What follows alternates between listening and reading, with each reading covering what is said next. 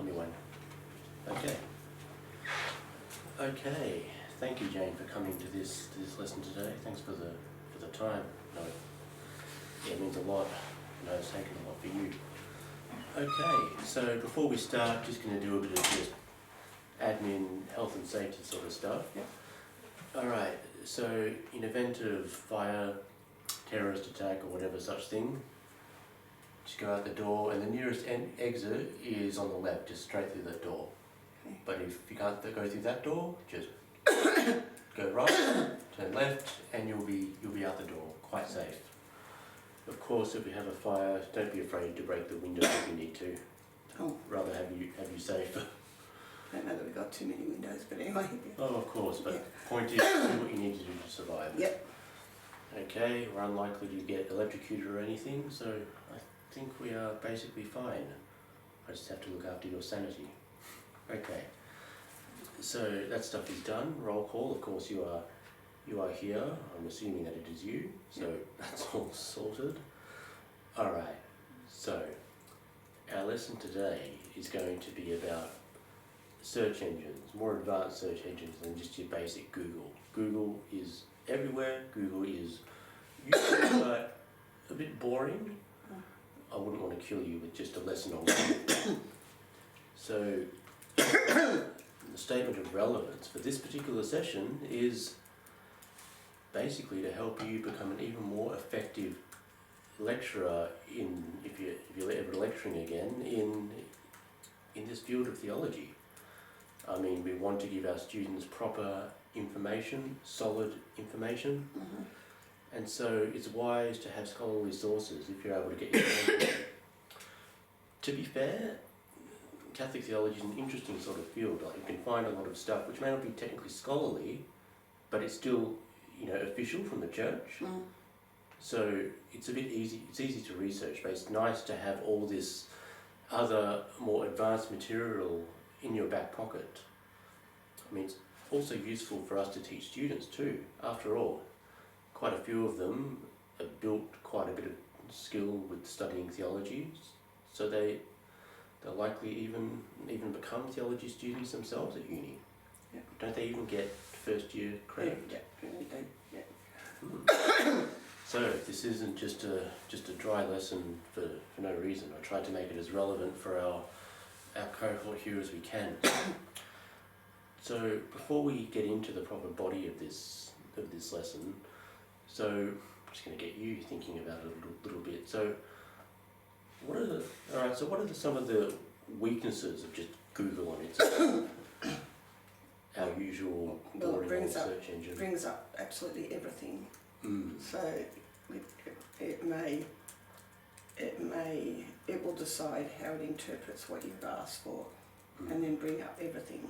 So, and even if it interprets it correctly, it's not all going to be stuff that we would agree with in terms of theology. So it needs to be sifted. Certainly, it's very, very broad, which again can be useful. It's the classic great big book of but then it can be too broad. You can get too much. Not bad, but certainly not ideal. That's why some of these more advanced search engines are very useful. Being able to basically find things more to our field and scholarly sources as well. There are strengths and weaknesses to each of these. So, what I'm going to be teaching you today, there are three actually technically four we're going to be looking at. We'll be looking at Google's slightly more intelligent cousin, Google Scholar. We'll be looking at a thing called BASE, Bierlich, whatever, I can't quite remember, but we'll find it in just a moment. And the third one, Theological Journal Search, that seems like, okay, what's all that? But you'll see. When I found it, I thought, this is gold. And then the fourth thing, we're going to learn a bit about Creative Commons. So, something of a search engine. It's useful for sorting through copyright stuff. So, yeah, this will be more interesting than just your basics. Now, the best way to teach you is simply by showing you. So we're going to do some digging. I can simply just say stuff, but you mentioned that you like to learn by seeing and doing, so this will be doubly helpful. Alright, so Google Scholar.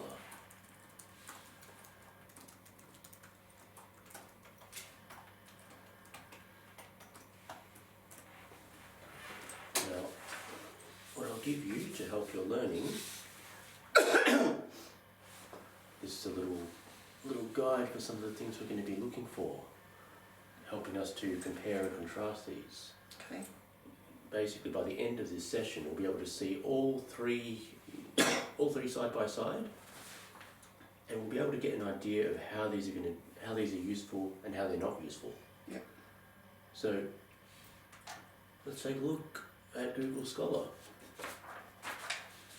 Obviously, its first useful aspect is the fact, well, it tends to be scholarly sources. It purports to be scholarly in any case. Pretty handy. But let's take a look at our little guide that I made. Just put it in the middle, so that way I can see it and you can write as well. Would you? I haven't got a pen. That's okay. You can use this. Alright. So, with Google Scholar, what we'll notice, we'll look up a source, whatever we like. We'll say Holy Spirit. We need the Holy Spirit with this session, that's for sure.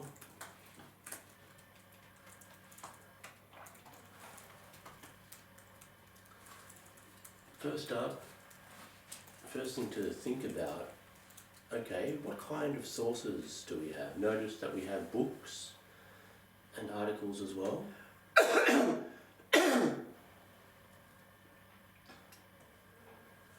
And one thing that's handy, notice that little icon just on the left down there of each source that you've got save. Oh, okay. Yeah. So you can save it to a reading list, or you can click create new, just click that, I'll show you. So just down on the left of each source. See that? So you can a reading list or create new. You can just label it, say theology sources.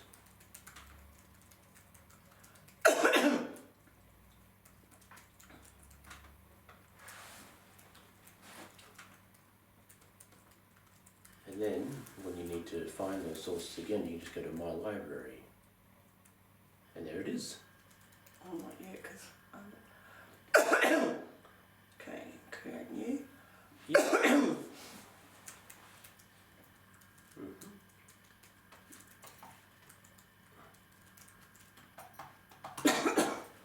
So it's really handy. It gives you a whole, means you can make a whole big list, so it's useful for organising your research. So we can put for Google Scholar that we can save our sources. Now, we can save our sources, but there's one major thing missing. Take note that you can't exactly go searching for things in other languages as such. You don't really have an option for that. I mean, if you know the language, type in the terms, like I can type things in Maltese and I'll get things in Maltese, but you can't as such make it such that you only have such sources. It's not as precise in that regard.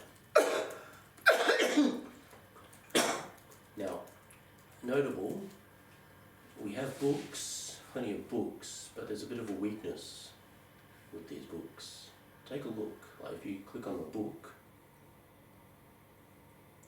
you'll notice, what do you notice when it comes to the book? You only get a sample. I only get a sample, Yeah, yeah. because it's a book, so Yeah, they so want you it's, to buy the book. yeah. So it's okay, it's useful-ish, but it's not great. And also, a problem, we only have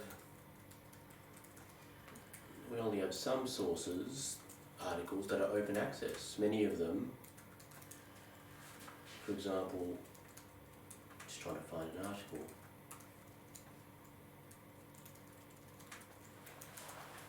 As you can see, you can specify, so any type.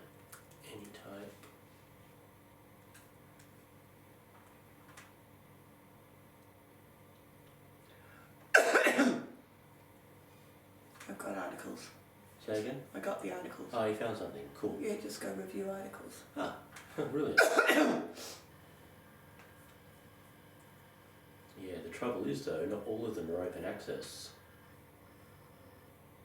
So okay, yeah, we've got an article, alright, fine, but much to the frustration of any scholar, you can't even access the whole thing, at least not on its own. So while we do have open access, it's not reliable. So you could say yes with qualification. So open access, but not very open access.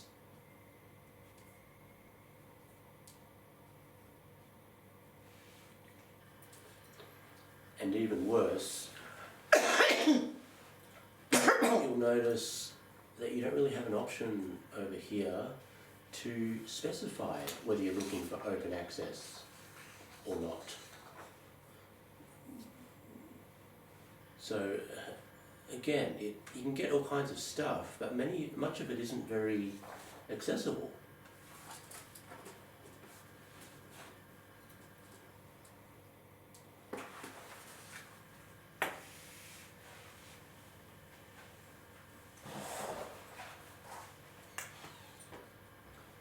Another thing for the next you can ask the questions and I'll explain things as you go, that way we kind of notice that we have quite a few sources, at least we've got 5 of them, including your main APA in Chicago. So it's not bad, you have at least 5 sources for our bibliography.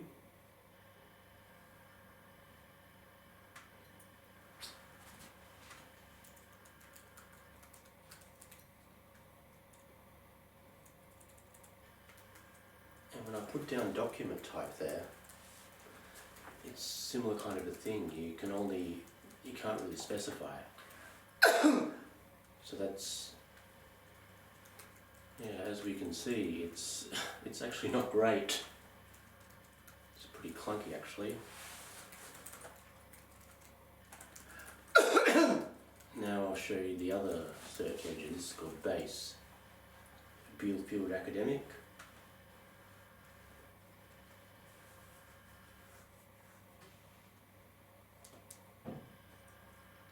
Time's starting to tick, so I think I'm going to have to speed up a bit.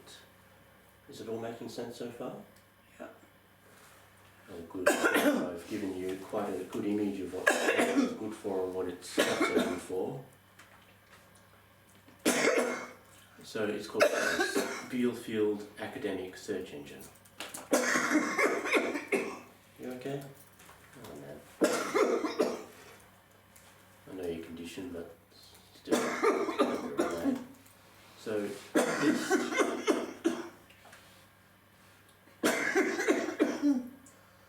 so base.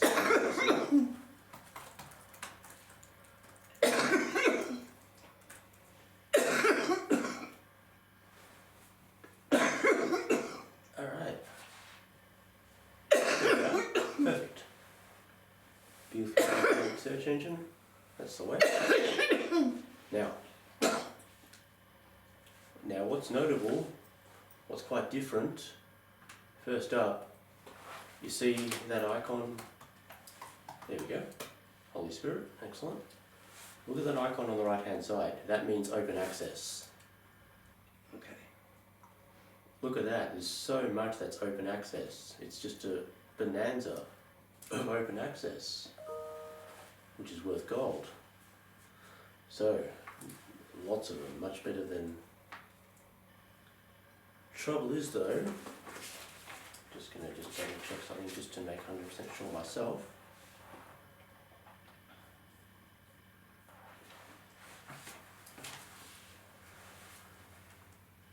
You can save your sources as well in a different sort of a way, in the sense you can export record or send it take a look in Google Scholar or email it to yourself.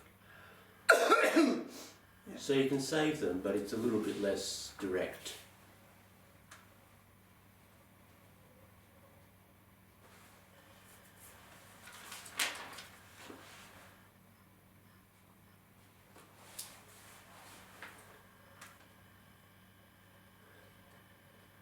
And when it comes to being open access, You can add to your favourites.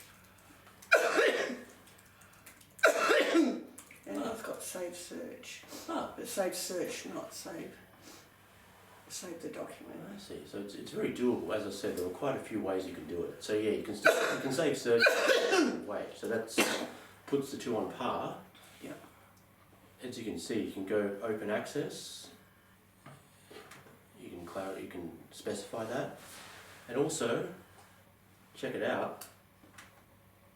You can even specify languages, which is really cool if you're doing really high level sort of research. If you're a linguist, I admit it's my big interest because I'm a language nerd, but still, it's just a massive extra strength.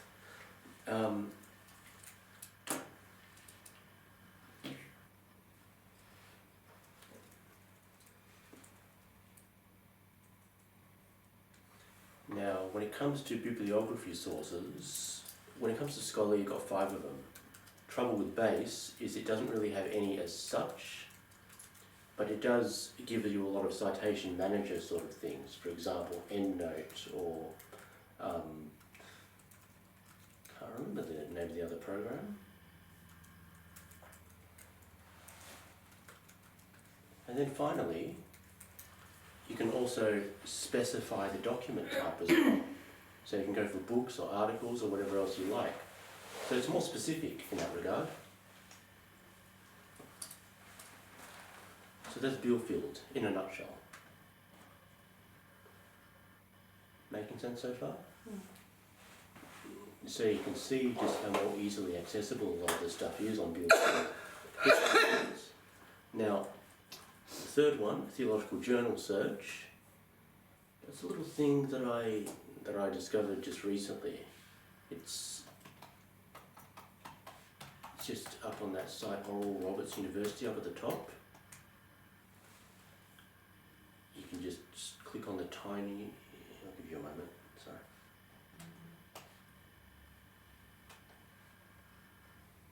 Click the tiny URL like so. Now, it doesn't seem like much. You see Probably got it. So, it's called Theological Journal Search, not site. Ah, okay. Yeah, it's typed under Oral Roberts University up at the top. That's the way. Alright, so click on the tiny URL just in the middle there. That's it. Now, it doesn't look like much, but this is gold. So type in whatever search term you like. You seem to have chosen Holy Spirit for a lot of our stuff.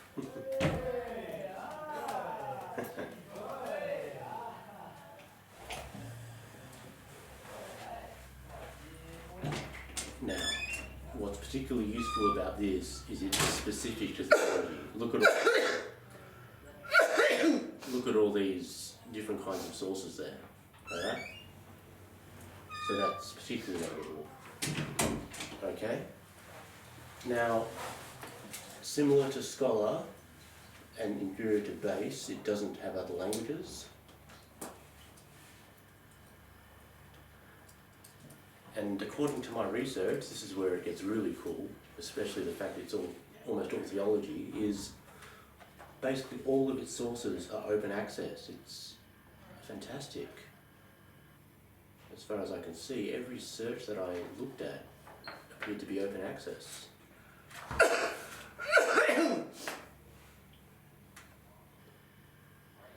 It's quite surprising.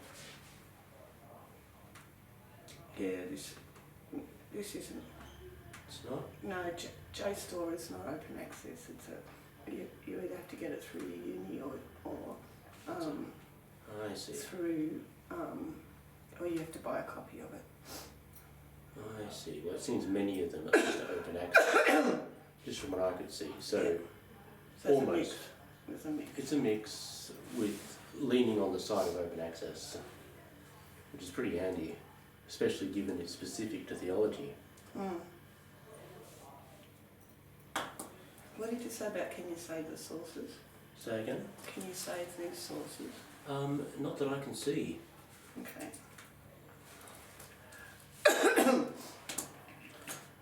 And when it comes to bibliography sources, from what I've found anyway, you don't really have any in particular, and neither can you specify the document type. So it's fantastic for finding theology sources, they're scholarly, but it's less manoeuvrable than base. As we see with Scholar, so much of the stuff is just inaccessible. Yeah, so if you hit these ones that are journal sites, you can't get into them without joining or logging in or buying. What I suggest, if you're ever in a situation like that, is email the author. The author will typically send it to you. Yeah. Now, very quickly, before we move on, I'll quickly explain Creative Commons. So, Creative Commons is a way of finding freely available sources. Tells you about their copyright. So, very quickly show you that.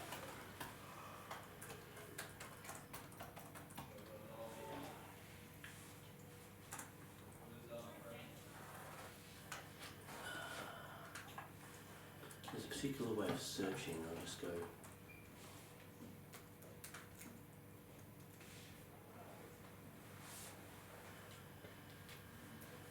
So what you can do with this, you can click on all kinds of search engines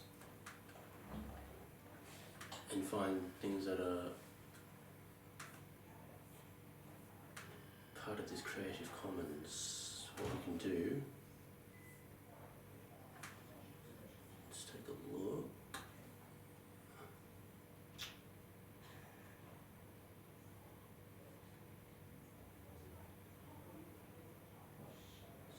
Not really part of the main part of the lesson, so we'll just keep going for that. Wikipedia is all Creative Commons.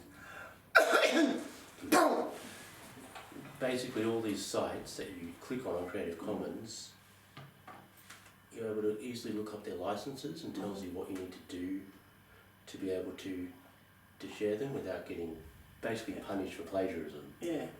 So it's quite useful. I mean, it means you can even find sources that they may even give permission that you can just share them. You don't have to do any other referencing. Yeah. So it's pretty handy.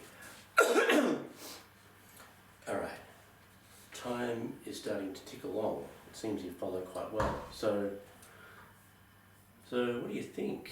What do you think when it comes to some of the strengths and weaknesses of these sources? We've already talked about this, but we'll get you to process that a little bit. I kind of made a question over there for you to think through.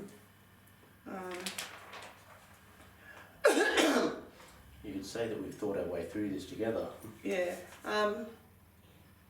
Obviously, the more you can drill down once you're in something, the more useful it is. So, in terms of the journal search, I would find that frustrating because there's a lot of it that you can't get into. So, but if you're at a uni, you can. You just go to the library and ask them to get it. That's it. So, I mean, it's better than Scholar, I find, because I found quite a few of the sources were quite accessible. But with that in mind, it's, even though it's more specialised than Scholar, and a little bit more accessible, it's still a bit of a pain. yeah. Still fantastic if you want scholarly sources, but it's just that difficulty of being not being at a uni. Yeah. Meanwhile, what do you think about base? Yeah, that's probably maybe the most useful in terms of you've got lots of different ways you can search once you're in it. different types and stuff like that, which you can't do. Well, I like in Scholar how it gives you how to cite it under the different ways of citing, you know, depending on what your uni or college or whatever citation style they use. You've got to be careful with those though, because sometimes you think that you put it in, but it muffs things up. You've always got to keep your brain on when you're doing. Well, you have to proofread everything, so that's Indeed. not, yeah. Anyway, So probably, yeah. So we've already talked about it, but as per my lesson, what I'll ask you to do now, just a very quick, give you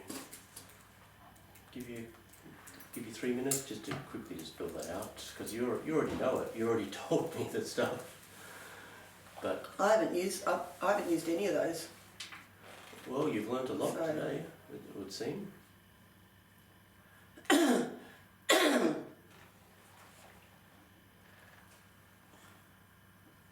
As I said, I wanted to make this lesson for you something, you know, not a waste of your time.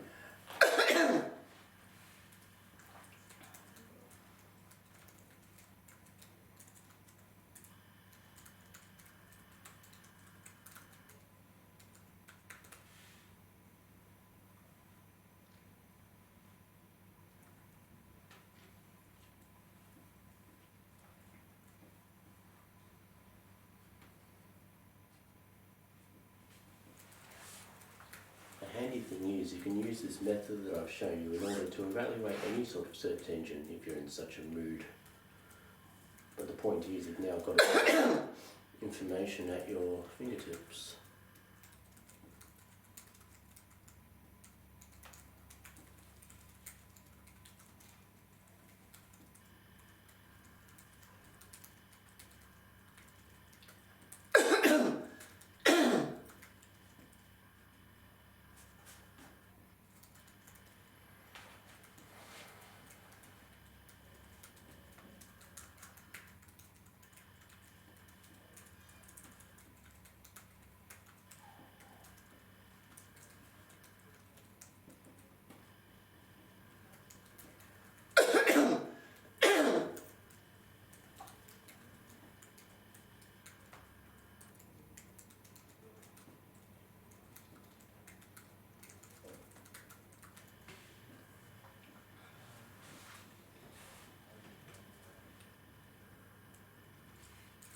Funny thing is about the assessment is that we've basically done it all in the process.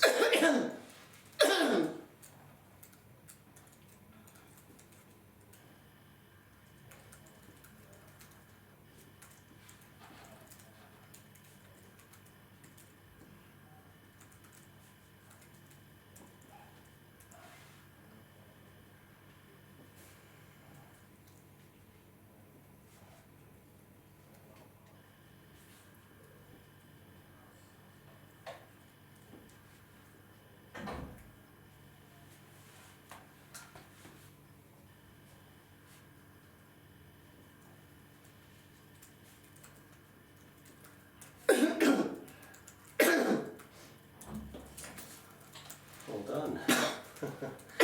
Nailed it. Absolutely nailed it. Alright, so we'll summarise. Google, as we talked about, it's broad, stupidly broad.